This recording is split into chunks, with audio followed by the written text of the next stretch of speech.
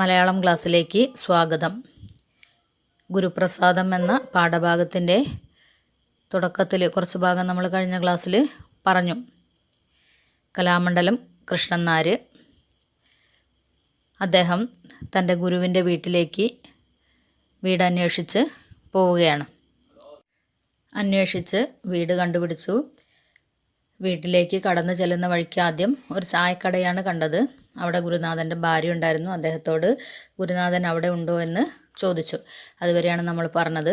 ഇനി അതിൻ്റെ ബാക്കി നോക്കൂ. ഞാൻ വാരണക്കോട്ട് നിന്നാണ് വരുന്നത്. ഞാനൊരു ചെറിയ കഥകളിക്കാരനാണ്. ചന്തുപണിക്കർ ആശാനാണ് എൻ്റെ ഗുരുനാഥൻ. ഇതാണ് അദ്ദേഹത്തിൻ്റെ വീടെന്ന് ഒരാൾ പറഞ്ഞു തന്നു. അതാണ് ഇങ്ങോട്ട് വന്നത്.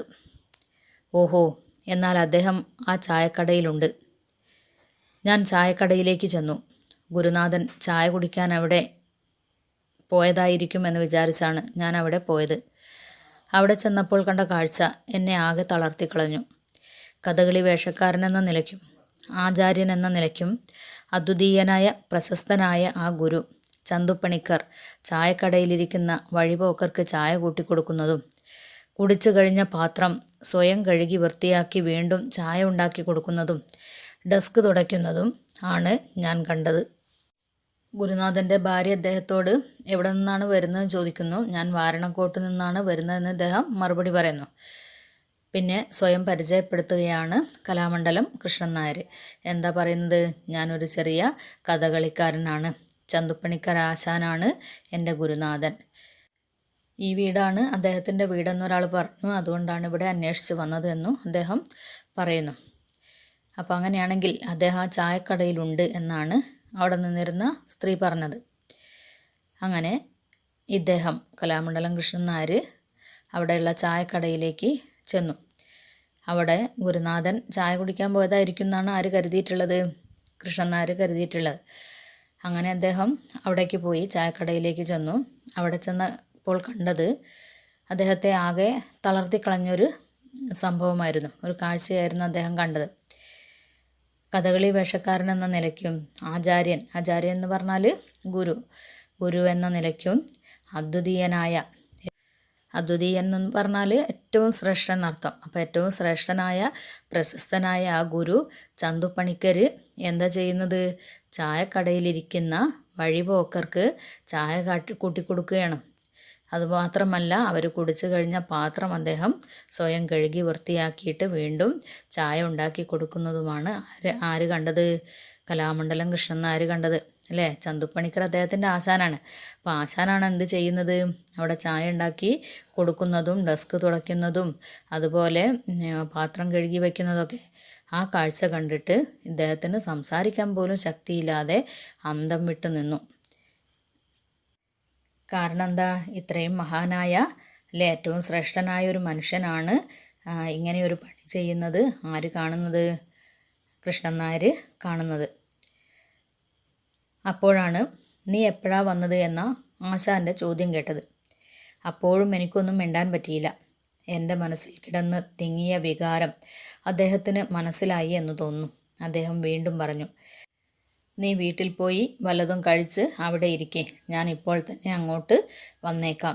അതായത് ഇദ്ദേഹം കൃഷ്ണൻ നായർ അന്തം വിട്ട് നിൽക്കുമ്പോഴാണ് ഗുരുവായ ചന്തുപണിക്കർ എന്ത് ചോദിക്കുന്നത്?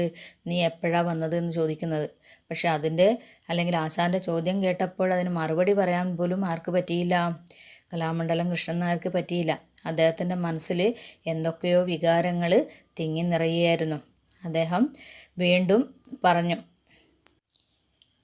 കൃഷ്ണൻ നായർ എന്തൊക്കെയോ ചിന്തിക്കുകയാണെന്ന് മനസ്സിലായ അദ്ദേഹം എന്ത് പറഞ്ഞു? നീ വീട്ടിൽ പോയി വല്ലതും കഴിച്ചിട്ട് അവിടെ ഇരിക്കുക, ഞാനിപ്പോൾ തന്നെ അങ്ങോട്ട് വന്നേക്കാമെന്ന് പറഞ്ഞു. അദ്ദേഹത്തിൻ്റെ ഒരു മകൾ അപ്പോൾ അവിടെ ഉണ്ടായിരുന്നു. അവരോടായിട്ട് നീ ഇവനെ കൂട്ടി വീട്ടിൽ ചെന്ന് ആഹാരം എന്തെങ്കിലും കൊടുക്കൂ എന്നും പറഞ്ഞു. ഗുരുനാഥൻ്റെ ഭാര്യ ചോറ് വിളമ്പി എൻ്റെ മുമ്പിൽ കൊണ്ടുവച്ചു. എനിക്കിപ്പോൾ ഒന്നും കഴിക്കണ്ട, ഞാൻ പറഞ്ഞു. എൻ്റെ കണ്ണിൽ കൂടി കണ്ണീർ ഒലിക്കുന്നുണ്ടായിരുന്നു. കുറച്ച് സമയം കഴിഞ്ഞപ്പോൾ ഗുരുനാഥൻ വന്നു. എന്നെ കണ്ടപ്പോൾ നീ എന്തിനാ കരയുന്നത് എന്ന് ചോദിച്ചു. കടയിൽ ഗുരുനാഥൻ്റെ മകളുണ്ടായിരുന്നു. അവരോട് ഗുരു പറഞ്ഞു ഇവനെയും കൂട്ടിപ്പോയി അവനെന്തെങ്കിലും ആഹാരം കൊടുക്കാൻ പറയുന്നു. ഗുരുനാഥൻ്റെ ഭാര്യ ചോറ് വിളമ്പി അദ്ദേഹത്തിന് കൊണ്ടുകൊടുക്കുന്നു. അതായത് കടയും വീടും തൊട്ടടുത്ത് തന്നെയാണ്. എനിക്കിപ്പോഴൊന്നും കഴിക്കേണ്ട എന്ന് പറഞ്ഞു. ആര്? കലാമണ്ഡലം കൃഷ്ണൻ നായർ. അദ്ദേഹത്തിൻ്റെ കണ്ണിൽ കൂടി കണ്ണുനീർ ഒലിക്കുന്നുണ്ടായിരുന്നു. കുറച്ച് കഴിഞ്ഞപ്പോൾ ഗുരുനാഥൻ വന്നു. അദ്ദേഹത്തെ കണ്ടപ്പോൾ നീ എന്തിനാ കരയുന്നത് എന്ന് ചോദിച്ചു. ഗുരുനാഥൻ അദ്ദേഹത്തോട് ചോദിച്ചു, എന്തിനാ കരയുന്നത്? ഒന്നുമില്ല എന്ന് മാത്രം ഞാൻ പറഞ്ഞു. അദ്ദേഹത്തിന് കാര്യം മനസ്സിലായി. ഒരു തത്വജ്ഞാനിയുടെ മട്ടിൽ അദ്ദേഹം എന്നോട് പറഞ്ഞു, മനുഷ്യനായി കർമ്മഭൂമിയിൽ ജനിച്ചാൽ കർമ്മം ചെയ്യണം. ഇന്ന് ഞാൻ ചെയ്യുന്നത് ഒരു കർമ്മമാണ്. അത് വിധിയാണ്. വിധിയുടെ കൽപ്പന മാറ്റാൻ ആരാലും സാധ്യമല്ല. വാരണക്കോട്ട് നിന്ന് വന്നതിന് ശേഷം മറ്റ് ജീവിത മാർഗമൊന്നും കണ്ടില്ല. ഇങ്ങനെ ഒരു ഉപായമാണ് തോന്നിയത്. അത് വിധികൽപ്പിതമല്ലേ? 12 കൊല്ലക്കാലം താഴെക്കാട്ട് മനയിൽ ഗുരുനാഥനായ ഈശ്വരമേനോൻ്റെ കീഴിൽ ഞാൻ അഭ്യാസം നടത്തി. അദ്ദേഹം സന്തുഷ്ടനായി എന്നെ അനുഗ്രഹിച്ചാണ് പറഞ്ഞയച്ചത്. ഈ നാട്ടിലാണെങ്കിൽ കഥകളിയില്ല. കഥകളി അല്ലാതെ മറ്റൊന്നും ഞാൻ പഠിച്ചിട്ടുമില്ല. അപ്പോൾ ജീവിക്കാൻ എന്തെങ്കിലും വേണ്ടേ? തളിപ്പറമ്പിലും വാരണക്കോട്ടും ഞാൻ കഥകളി പഠിപ്പിച്ചു. കുറേ ശിഷ്യന്മാരുണ്ടായി. അവരുടെയും ഗതി മിക്കവാറും ഇതുതന്നെയാണ്. വടക്കേ മലബാറിൽ കഥകളി കൊണ്ട് മാത്രം ജീവിക്കുവാൻ പ്രയാസമാണ്. അതാണിപ്പോൾ ഈ ചായക്കട തുടങ്ങിയിരിക്കുന്നത്. ശിഷ്യനോട് ഗുരു എന്തിനാണ് കരയുന്നത് എന്ന് ചോദിക്കുകയാണ്. പക്ഷെ ഒന്നുമില്ല എന്ന് മാത്രം അദ്ദേഹം പറഞ്ഞു. അദ്ദേഹത്തിൻ്റെ മനസ്സിൽ കഥകളിയുടെ ആശാനായ ചന്തുപണിക്കരെ ഈ ഒരു അവസ്ഥയിൽ കണ്ടപ്പോഴുള്ള വിഷമമായിരുന്നു അദ്ദേഹത്തിന്. എന്തായാലും കാര്യമൊന്നുമില്ല എന്ന് അദ്ദേഹം പറഞ്ഞു. കരയുന്നതിന് കാരണമൊന്നുമില്ല എന്ന് പറഞ്ഞു. പക്ഷേ ചന്തുപണിക്കർക്ക് ഗുരുനാഥന് കാര്യം മനസ്സിലായി. അദ്ദേഹം ഒരു തത്വജ്ഞാനിയുടെ മട്ടിൽ ഇദ്ദേഹത്തോട് പറഞ്ഞു, കൃഷ്ണൻ നായരോട് പറഞ്ഞു. എന്താ പറഞ്ഞത്? മനുഷ്യനായിട്ട് ജനിച്ചാൽ, ഈ കർമ്മഭൂമിയിൽ ജനിച്ചാൽ നമ്മൾ എന്ത് ചെയ്യണം? കർമ്മം ചെയ്യണം. അതായത് നമ്മൾക്ക് എന്താണോ നിയോഗിക്കപ്പെട്ട കർമ്മം, പ്രവൃത്തി, അത് നമ്മൾ എന്ത് ചെയ്യണം? ചെയ്യണം. ഇന്ന് ഞാൻ ചെയ്യുന്നത് ഒരു കർമ്മമാണ്. കർമ്മം എന്ന് പറഞ്ഞാൽ പ്രവൃത്തി എന്നർത്ഥം കേട്ടോ. അതെൻ്റെ വിധിയാണ്. അപ്പം വിധിയുടെ കൽപ്പന മാറ്റാൻ ആർക്കും കഴിയില്ല. അദ്ദേഹം കഥകളി പഠിച്ചു അല്ലേ? കഥകളിയുമായി ബന്ധപ്പെട്ട് അല്ലെങ്കിൽ കഥകളി പഠിപ്പിച്ച കുറേ ശിഷ്യന്മാർ അദ്ദേഹത്തിനുണ്ടായി. കഥകളി കൊണ്ട് അദ്ദേഹം രക്ഷപ്പെട്ടില്ല. എങ്കിലും അദ്ദേഹം കഥകളിയെ സ്നേഹിക്കുന്നുണ്ട്. ഏത് തൊഴിലും മഹത്താണെന്നുള്ള ഒരു സന്ദേശമാണ്, ഒരു വിശ്വാസമാണ് അദ്ദേഹത്തിനുള്ളത്. അത് തന്നെയാണ് അദ്ദേഹം പറയുന്നത്. 12 വർഷക്കാലം അദ്ദേഹം താഴെക്കാട്ട് എന്ന് പറഞ്ഞ മനയിൽ നിന്ന്, ഇല്ലത്തിൽ നിന്നും ഗുരുനാഥനായ ഈശ്വരമേനോൻ്റെ കീഴിൽ, അദ്ദേഹത്തിൻ്റെ ഗുരുനാഥനായ ഈശ്വരമേനോൻ്റെ കീഴിൽ കഥകളി അഭ്യാസം തുടങ്ങിയതാണ്. അദ്ദേഹം സന്തുഷ്ടനായിട്ട്, അതായത് നല്ല രീതിയിൽ കഥകളി അഭ്യസിച്ചത് കൊണ്ട് അദ്ദേഹത്തെ അനുഗ്രഹിച്ചിട്ടാണ് പറഞ്ഞയച്ചിട്ടുള്ളത്. അപ്പോൾ ഈ നാട്ടിലാണെങ്കിൽ ഇദ്ദേഹത്തിന് കഥകളിയില്ല. കഥകളി അല്ലാതെ ഇദ്ദേഹം വേറെയൊന്നും പഠിച്ചിട്ടില്ല.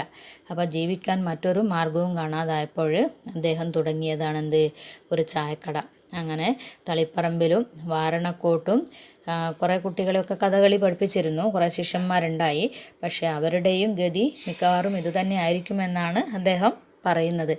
വടക്കേ മലബാറിൽ കഥകളി കൊണ്ട് ജീവിക്കുക എന്ന് പറഞ്ഞാൽ എളുപ്പമല്ല, പ്രയാസമാണ്. കാരണം അവിടെ കഥകളി, ആ നാട്ടിൽ എന്തില്ല? കഥകളിയില്ല. അതുകൊണ്ട് ഇദ്ദേഹം ജീവിക്കാൻ വേണ്ടിയാണ് ഒരു ചായക്കട തുടങ്ങിയിരിക്കുന്നത്. ഇങ്ങനെ കുറേ അധിക നേരം അദ്ദേഹം സംസാരിച്ചു. സംസാരമെല്ലാം കഴിഞ്ഞപ്പോഴേക്കും ഏതാണ്ട് 3 മണിയായി. അപ്പോഴാണ് ഞാൻ വന്ന കാര്യം ഗുരുനാഥനോട് പറഞ്ഞത്. കലാമണ്ഡലത്തിലേക്ക് മഹാകവി വിളിച്ച കാര്യം അന്ന് ചിറക്കൽ വെച്ച് ഞാൻ പറഞ്ഞല്ലോ. ഇപ്പോൾ അവിടുന്ന് എഴുത്ത് വന്നിട്ടുണ്ട്. 2 ദിവസം കഴിഞ്ഞ് പോകാനാണ് എഴുന്നള്ളിയേടത്തിൻ്റെ കൽപ്പന. ഗുരുനാഥൻ്റെ അനുവാദവും ആശീർവാദവും വാങ്ങിക്കാനാണ് ഞാൻ വന്നത്. കുറച്ച് നേരത്തേക്ക് അദ്ദേഹം മറുപടിയൊന്നും പറഞ്ഞില്ല. തെല്ലുനേരം കഴിഞ്ഞ്, പോയി നീയെങ്കിലും നന്നായി വാ. എനിക്ക് വളരെ ശിഷ്യന്മാരുണ്ടെങ്കിലും നീയാണെൻ്റെ പ്രിയപ്പെട്ട ശിഷ്യൻ. അന്ന് നിൻ്റെ കാല് പൊട്ടിയപ്പോൾ ഞാൻ പറഞ്ഞത് ഓർക്കുന്നുണ്ടോ? കുറേ നേരം ചന്തുപണിക്കർ എന്ന ആശാൻ അദ്ദേഹത്തിൻ്റെ ജീവിതകഥയൊക്കെ പറഞ്ഞു. സംസാരമൊക്കെ കഴിഞ്ഞ ശേഷം 3 മണിയായി. അപ്പോൾ ഗുരുനാഥനോട് ഇദ്ദേഹം കൃഷ്ണൻ നായർ ഇവിടെ വന്നതിന് കാരണം എന്താണെന്ന് പറയാണ്. അതായത് വള്ളത്തോൾ കലാമണ്ഡലത്തിലേക്ക് ആരെ ക്ഷണിച്ചിട്ടുണ്ട്? കലാമണ്ഡലം കൃഷ്ണൻ നായരെ ക്ഷണിച്ചിട്ടുണ്ട്. അപ്പോൾ അവിടെ നിന്ന് എഴുത്ത് വന്നിട്ടുണ്ട്. ഗുരുനാഥൻ്റെ അനുഗ്രഹം വാങ്ങാൻ വേണ്ടിയിട്ടാണ് ഇവിടെ വന്നതെന്ന് ആരോട് പറയുന്നു? ഗുരുനാഥനോട് പറയുന്നു. കുറച്ച് നേരത്തേക്ക് ഗുരുനാഥനൊന്നും പറഞ്ഞില്ല. പക്ഷേ കുറച്ച് കഴിഞ്ഞപ്പോഴെന്ത് പറഞ്ഞു? ഒരുപാട് ശിഷ്യന്മാരെനിക്കുണ്ട്, നീയെങ്കിലും എന്ത് ചെയ്യണം? നന്നായിട്ട് വരണം. നീയാണ് എൻ്റെ പ്രിയപ്പെട്ട ശിഷ്യൻ. വളരെ ശിഷ്യന്മാരുണ്ടെങ്കിലും എൻ്റെ പ്രിയപ്പെട്ട ശിഷ്യനാരാണ്? നീയാണ്. അന്ന് നിൻ്റെ കാല് പൊട്ടിയപ്പോൾ ഞാൻ എന്താണ് പറഞ്ഞതെന്ന് നീ ഓർക്കുന്നുണ്ടോ? ഇത്രയും കേട്ടപ്പോൾ ഞാൻ പൊട്ടിക്കരഞ്ഞുപോയി. അദ്ദേഹം എന്നെ അടുത്ത് പിടിച്ചു നിർത്തി കണ്ണ് തുടച്ചിട്ട്, കരയണ്ട, ഞാനന്ന് പറഞ്ഞതുപോലെ മോരിലെ വെണ്ണ കണക്ക് നീ എന്നും കഥകളിയുടെ മുകളിൽ തന്നെ കിടക്കും. നീ പ്രശസ്തനായി വളരെ കാലം ജീവിച്ചിരിക്കട്ടെ. ഞാൻ അദ്ദേഹത്തിൻ്റെ പാദങ്ങളിൽ സാഷ്ടാംഗം നമസ്കരിച്ചു. ഹൃദയം നിറഞ്ഞ സ്നേഹത്തോടും സന്തോഷത്തോടും കൂടി എന്നെ അനുഗ്രഹിച്ച ശേഷം ഗുരുനാഥൻ പറഞ്ഞു, നീ എൻ്റെ ഇപ്പോഴത്തെ അവസ്ഥ കണ്ട് വിഷമിക്കണ്ട. കാനായിൽ വേങ്ങയിൽ നായനാരുടെ വക ഒരഭ്യാസ കളരി തുടങ്ങുന്നുണ്ട്. അത് നടത്തുന്നതിന് എന്നെയാണ് നിശ്ചയിച്ചിരിക്കുന്നത് എന്ന് കർണാകർണികയാ ഞാൻ അറിഞ്ഞു. അതടുത്ത് തന്നെ തുടങ്ങും. അപ്പോൾ എൻ്റെ ഇപ്പോഴത്തെ വിഷമങ്ങളെല്ലാം തീരും. നീ സന്തോഷത്തോടെ പോയിക്കൊള്ളൂ. ഗുരുനാഥനോടും ഭാര്യയോടും യാത്ര പറഞ്ഞ് ഞാൻ ഇറങ്ങി. അദ്ദേഹം പടിക്കൽ വരെ എൻ്റെ കൂടെ വന്നു. ഞാൻ മറയുന്നത് വരെ അദ്ദേഹം നിർനിമേഷനായി അവിടെ നോക്കി നിന്നിരുന്നു. ആ രംഗം ഇന്നും ഞാൻ ഓർമ്മിക്കുന്നു. തൻ്റെ ഏറ്റവും പ്രിയപ്പെട്ട ശിഷ്യൻ ഇദ്ദേഹമാണെന്ന് ഗുരു പറഞ്ഞപ്പോൾ കൃഷ്ണൻ നായർ പൊട്ടിക്കരഞ്ഞുപോയി. എന്നിട്ട് മാത്രമല്ല, ഗുരു അദ്ദേഹത്തെ അടുത്ത് പിടിച്ചു നിർത്തിയിട്ട് കണ്ണ് തുടച്ചിട്ട് പറഞ്ഞു, കരയണ്ട, ഞാൻ മുമ്പ് പറഞ്ഞതുപോലെ മോരിലെ വെണ്ണ കണക്ക് നീ എന്നും കഥകളിയുടെ മുകളിൽ തന്നെ കിടക്കും. മോരിലെ വെണ്ണ എന്ന പ്രയോഗം അല്ലേ, അത് സൂചിപ്പിക്കുന്നത് എന്താണ്? മോരിൽ വെണ്ണ എപ്പോഴും മുകൾ ഭാഗത്ത് പൊങ്ങിക്കിടക്കും. അതുപോലെ കഥകളിയിൽ കൃഷ്ണൻ നായർ പ്രശസ്തനായി തീരുമെന്നാണ് ഗുരു ആരെ ആശീർവദിക്കുന്നത്? കൃഷ്ണൻ നായരെ ആശീർവദിക്കുന്നത്. നീ വളരെ കാലം പ്രശസ്തനായി ജീവിക്കട്ടെ എന്നുകൂടി പറയുന്നു. അങ്ങനെ ഇദ്ദേഹം ഗുരുവിൻ്റെ പാദങ്ങളിൽ നമസ്കരിച്ചു. സ്നേഹത്തോടും സന്തോഷത്തോടും കൂടി അദ്ദേഹത്തെ അനുഗ്രഹിച്ച ശേഷം ഗുരുനാഥൻ പറഞ്ഞു, നീ എൻ്റെ ഇപ്പോഴത്തെ അവസ്ഥ കണ്ടിട്ട് വിഷമിക്കൊന്നും വേണ്ട. കാനായിൽ വേങ്ങയിൽ നായനാരുടെ വക ഒരു അഭ്യാസക്കളരി, കഥകളി അഭ്യാസക്കളരി തുടങ്ങുന്നുണ്ട്. അത് നടത്തുന്നതിന് വേണ്ടിയിട്ട് എന്നെയാണ് നിശ്ചയിച്ചിരിക്കുന്നത്. അതുകൊണ്ട് എനിക്ക് ഒരു തൊഴിൽ താമസിയാതെ കിട്ടും എന്നൊക്കെ ഗുരുനാഥൻ ശിഷ്യനോട് പറഞ്ഞു, കൃഷ്ണൻ നായരോട് പറഞ്ഞു. എന്ന് കർണകർണികയാ ഞാൻ അറിഞ്ഞു. എന്താ കർണകർണികയാ അറിഞ്ഞു എന്ന് പറഞ്ഞാൽ? പലരായി പറഞ്ഞു കേട്ടത്, അതായത് നേരിട്ട് കേട്ടതല്ല, മറ്റുള്ളവർ അദ്ദേഹത്തോട് പറഞ്ഞതാണ്. ഇങ്ങനെ പറയുന്നത് കേട്ടു എന്ന് പറഞ്ഞതാണ്. അപ്പോൾ എന്തായാലും അത് അടുത്ത് തന്നെ തുടങ്ങും. എൻ്റെ വിഷമങ്ങളൊക്കെ തീരും. നീ എന്ത് ചെയ്യൂ? സന്തോഷത്തോടെ പോയിക്കൊള്ളൂ എന്ന് ഗുരു പറഞ്ഞു. അങ്ങനെ ഗുരുനാഥനോടും ഭാര്യയോടൊക്കെ യാത്ര പറഞ്ഞിട്ട് കൃഷ്ണൻ നായർ അവിടെ നിന്നിറങ്ങി. അദ്ദേഹം പടിക്കൽ വരെ, അതായത് ഗുരുനാഥൻ പടിക്കൽ വരെ ഇദ്ദേഹത്തിൻ്റെ കൂടെ വന്നു. ഇദ്ദേഹം മറയുന്നത് വരെ ഗുരു നിർനിമേഷനായിട്ട് അവിടെ നോക്കി നിന്നിരുന്നു. ആ രംഗം ഇപ്പോഴും ഓർമ്മിക്കുകയാണ് കലാമണ്ഡലം കൃഷ്ണൻ നായർ.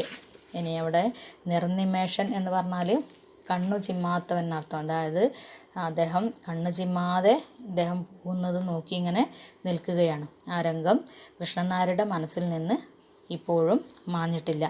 ഇപ്പോഴും ഓർക്കുകയാണ് അദ്ദേഹം. കഥകളിയെക്കുറിച്ചും കലാമണ്ഡലം കൃഷ്ണൻ നായരെക്കുറിച്ചും നമുക്ക് ഇനിയും കാര്യങ്ങൾ മനസ്സിലാക്കാനുണ്ട്. അത് നമുക്ക് അടുത്ത ക്ലാസ്സിൽ